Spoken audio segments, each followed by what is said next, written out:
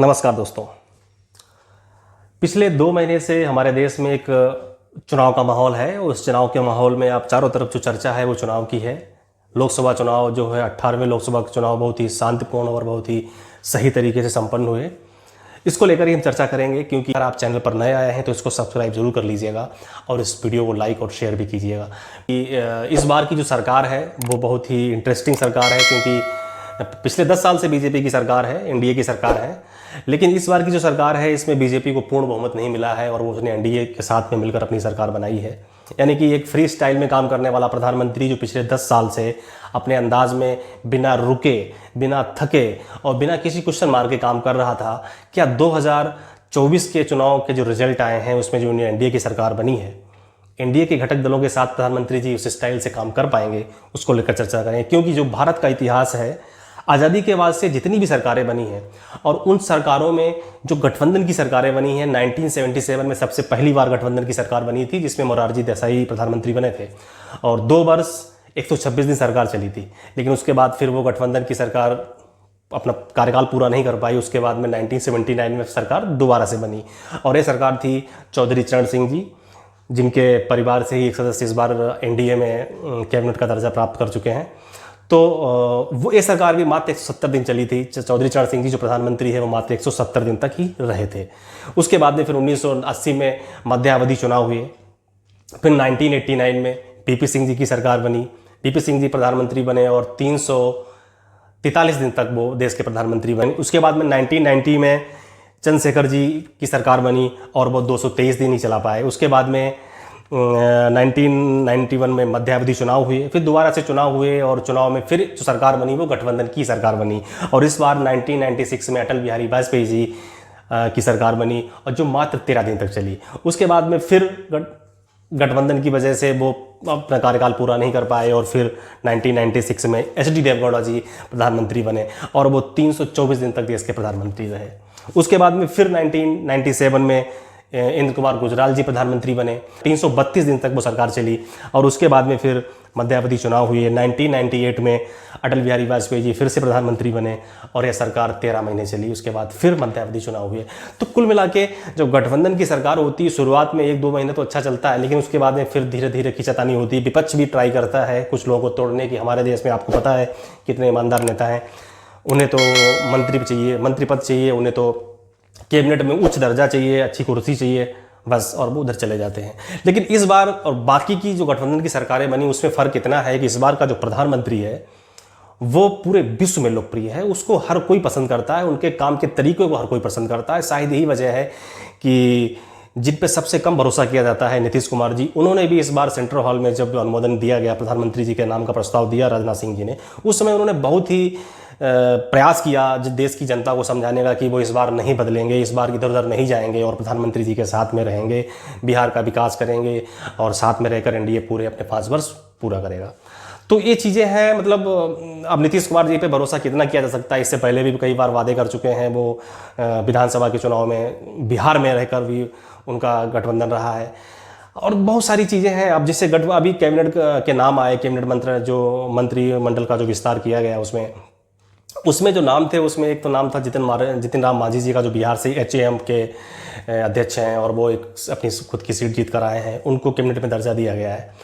अब आप सोचिएगा, प्रधानमंत्री जी को अपने से 5-6 वर्ष सीनियर, 5-6 वर्ष उम्र में ज़्यादा जो है, उनकी उम्र ज़्यादा है और उनको भी कैबिनेट में जगह देनी पड़ी है।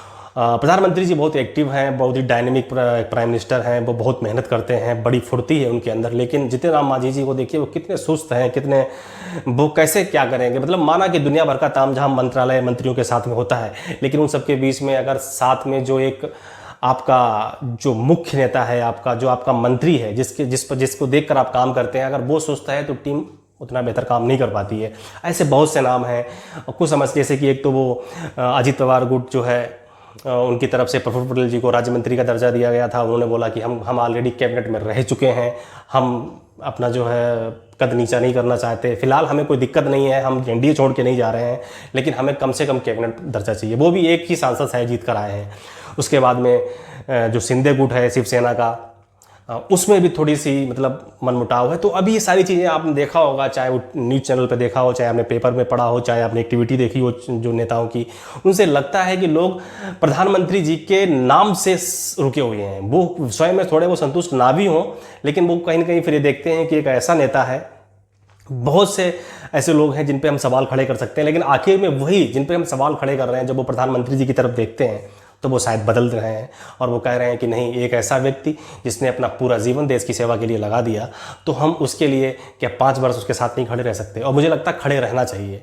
लेकिन मैंने आज ये वीडियो इसलिए बनाया कि जो मंत्रालय का जो विस्तीर्ण हुआ है वो तो ठीक है, लेकिन जो पिछला इतिहास रहा है आज़ादी के बाद से जो गठबंधन की सरकारें बनी हैं, जैसे हमने आपसे बोला कि शुरुआत मोरारजी देसाई जी से करते हैं।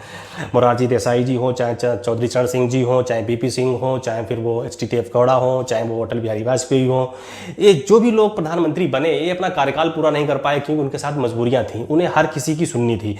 और जब गठबंधन होता है, अलग अलग पार्टी, अलग अलग विचारधारा के लोग जब एक पार्टी पे आके इकट्ठे होते हैं और सरकार बनाते हैं, तो सुननी तो सबकी पड़ती है, सबको साथ में लेके चलना पड़ता है, कंप्रोमाइज़ करना पड़ता है। लेकिन प्रधानमंत्री जी ने जो अपने 4-5 जो मुख्य पद हैं, चाहे वो रक्षा मंत्री हो, चाहे गृह मंत्रालय हो, उसके बाद में चाहे सड़क परिवहन मंत्रालय हो, रेल मंत्रालय हो, ये जो मुख्य मंत्रालय हैं, ये जो है फोकस किया है बीजेपी ने, अपने जो पुराने चेहरों को ही पर विश्वास जताया है प्रधानमंत्री जी ने। उसके बाद में बहुत से ऐसे चेहरे जो हैं जो यंग हैं, और कुछ ऐसे चेहरे हैं जिनको कैबिनेट में दर्जा दिया गया वो बहुत ही एजेड है, लेकिन शायद वो कहीं ना कहीं मजबूरियां रही होंगी प्रधानमंत्री जी की, क्योंकि एक ऐसी सरकार है जो जनता ने इस बार मजबूत विपक्ष और कमज़ोर सरकार दी है। ये 5 साल कैसे चलने वाले हैं, सरकार कैसे चलने वाली है, वो आपको देखना होगा। क्यों तथा प्रधानमंत्री जी ने भी शायद ये सोचा होगा कि आने वाली सरकार जो 2024 की होगी, जिसमें हम 400 पार का जो नारा दिया गया था, उसमें हम पूर्ण बहुमत की सरकार तो बनेगी ही बीजेपी की, उसमें अगर बीजेपी पूर्ण बहुमत में आती तो कुछ ऐसे निर्णय जो लेने वाली थी जिसका हम सब अंदाज़ा लगा रहे थे, चाहे वो अपना हिस्सा जो कश्मीर का है, जो POK जो पाकिस्तान के कब्जे में है, उसको लेने की बात थी। चाइना विवाद बहुत ही सख्ती से सुलझाने की बात रही होगी। उसके बाद में जो CA है उसको पूरे देश में बहुत ही सख्ती से लागू करने की बात थी। उसके बाद में चाहे फिर हिट एंड रन जो एक बिल था, जो ट्रांसपोर्ट और जो से जुड़ा हुआ बिल था, उसको पास कराने की बात थी, क्योंकि वो चुनाव से ठीक पहले 3 महीने पहले ही उसको लागू किया गया था और फिर इतना विरोध हुआ था ट्रांसपोर्ट की तरफ से, सब व्हीकल्स और ओनर्स ने उसका विरोध किया था, तो वो नहीं हो पाया था। वो भी होता क्योंकि वो एक बहुत अच्छा बिल था। उसके बाद में किसानों की समस्याएं थी, उसको लेकर भी काफ़ी खुलकर प्रधानमंत्री जी इस बार ध्यान देने वाले थे। लेकिन अब सब चीज़ों को देखना पड़ेगा, अब सारी चीज़ों को, सारे समीकरणों को समझ कर आगे बढ़ना होगा, क्योंकि इस बार की सरकार। लेकिन सबसे अच्छी बात है कि इस सरकार की जो मुख्य पार्टी है NDA की बीजेपी, वो 240 सीटों के साथ सबसे बड़ी पार्टी, यानी उसके पास अभी भी इतनी सीटें हैं जितनी कांग्रेस के पास, इनकी जो इंडिया गठबंधन है उसके पास नहीं है। इंडिया गठबंधन के पास 234 के आसपास सीटें हैं, जबकि बीजेपी के पास 240 है। इवन कांग्रेस के पास 99 है। इवन कांग्रेस जब से मोदी जी केंद्र में आए हैं, 2014, 2019 और 2024 को जोड़ भी लिया जाए, तब भी वो 240 तक नहीं पहुंच रहे हैं। उसके बाद भी जो है NDA की सरकार बनी है 293 सीटों के साथ में। लेकिन अब ये कहाँ तक चलती है, कैसे चलती है, ये तो मुझे लगता है कि हम प्रधानमंत्री जी पर बहुत भरोसा करते हैं और हमें पूरा यकीन है कि सरकार बहुत अच्छे से चलेगी।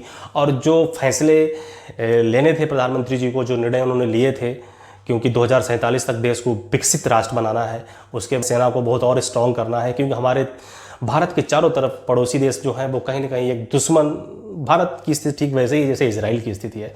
जैसे इजराइल अपने पड़ोसी देशों से घिरा हुआ है, वो सारे पड़ोसी देश दुश्मन ही उसके हैं, ठीक भारत का भी यही हाल है। भारत का कोई भी ऐसा पड़ोसी देश नहीं जिस पे आंख बंद करके भरोसा किया जा सकता है। कभी कभी हर किसी के दिमाग में जब बार बार वो एक ही चीज़ रिपीट की जाती है, EVM में घोटाला, EVM फेक, EVM को हैक करना, EVM गलत, EVM में ही, जब ये सारी चीज़ें ये बार बार एक हम बिलीव कर रहे हैं EVM पे, लेकिन फिर भी विपक्ष ने उस पर इतना अटैक किया कि हमारे लोगों के मन में दिमाग आने लगा कि यार वाकई में EVM में गड़बड़ है। लेकिन जब एग्जिट पोल आए, उसके बाद जब EVM का एक्चुअल रिजल्ट आया, उसने दिखाया कि वो अपनी जगह पे बिल्कुल परफेक्ट है, वो सही है। वो जब से इस अपने लोकतंत्र में उसने अपनी सहभागिता निभाई है, वो लगातार अच्छा प्रयास कर रही है, अच्छा काम कर रही है। और हमें लगता है EVM पर जो विपक्ष ने बेफालतू का एक जो माहौल बनाया, उसके बाद संविधान पलटने की जो बात रही, उसके बाद में कुछ ऐसे भ्रामक जुमलेबाजी की गई, उस जुमलेबाजी में शायद सदी का सबसे बड़ा जुमला ये था विपक्ष की तरफ से कि 8,500 रुपये हर गरीब महिला को दिए जाएंगे। संभव ही नहीं था। इतना फंड, भारत के पास बहुत सारे खर्चे हैं। गरीब महिलाओं की बात करें तो इतने लाख करोड़ रुपए की आवश्यकता थी, शायद इसका अनुमान लगाना भी मुश्किल है। और वो कैसे करते आप? क्या सिर्फ आप यही कार्य करते हैं? क्या मतलब लोगों को पैसे देकर आप उनके हाथों को बांधना चाहते हैं? आप उन्हें स्किलफुल नहीं बनाना चाहते, आप उनको रोजगार नहीं देना चाहते, आप नहीं चाहते कि आप वो अच्छी सी स्टडी करें, अच्छी पढ़ाई करें और उसके बाद वो अपना पैसा कमाएं ना। मुझे लगता है ये बहुत ही खराब निर्णय था और इस पर भविष्य में ऐसे फैसले और इस तरह के लोभ लुभावने जुमले कभी किसी पार्टी को नहीं बोलने चाहिए, चाहे वो बीजेपी हो, चाहे वो विपक्ष की पार्टियाँ हो। दोस्तों, मेरा मकसद इस वीडियो को बनाने का यही था कि ये जो 5 साल की सरकार है, जिसको लेकर पूरे विश्व की नज़रें हैं और साथ में भारत का भविष्य निर्भर है, ये 5 साल तक चल पाएगी नहीं चल पाएगी, कमेंट में आप जरूर बताइएगा। मुझे ऐसा लगता है कि जो नेतृत्व है, जो इतने मजबूत इच्छा शक्ति का एक प्रधानमंत्री साथ में है, उसके साथ ये सरकार निश्चित तौर पे अपने पूरे 5 वर्ष कंप्लीट करेगी, मुझे ऐसा यकीन है। मिलते हैं अगले वीडियो में। अगर आप चैनल पर नए आए हैं तो इसको सब्सक्राइब जरूर कर लीजिएगा और इस वीडियो को लाइक और शेयर भी कीजिएगा। मिलते हैं अगले वीडियो में, तब तक के लिए धन्यवाद। जय हिंद, वंदे मातरम।